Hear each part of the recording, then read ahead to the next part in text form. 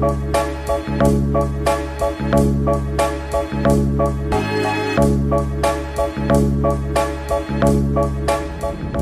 give a speech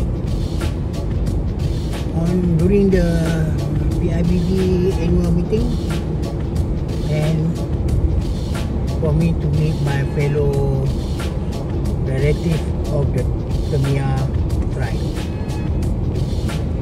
SK Cenein ia dekat Kampung Kajang.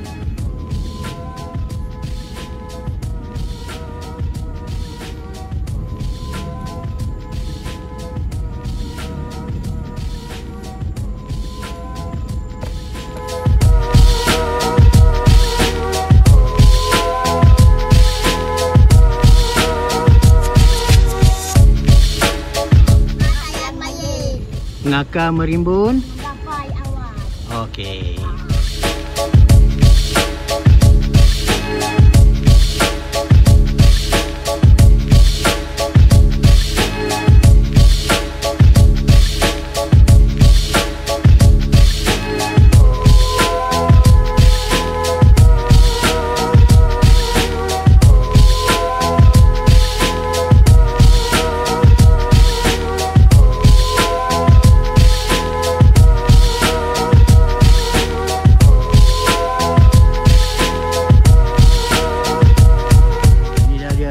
Baung nak pergi ke apa nama? Pergi mana?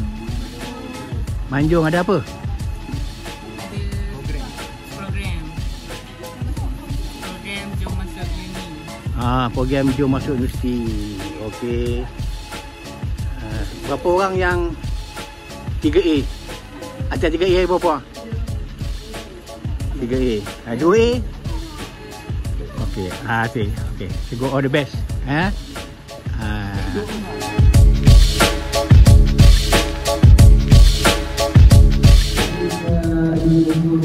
وينهى عن الفحشاء والمنكر والبغي يعظكم لعلكم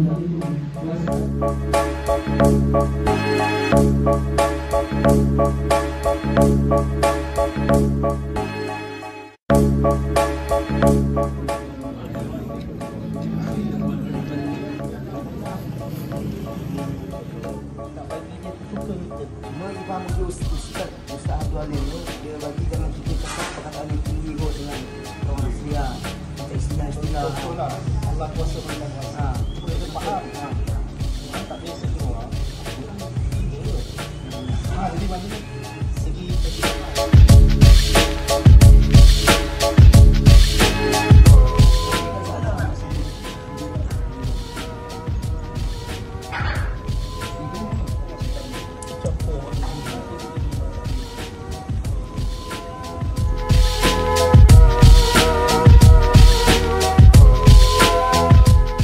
mohon doa restu sahabat-sahabat Temia.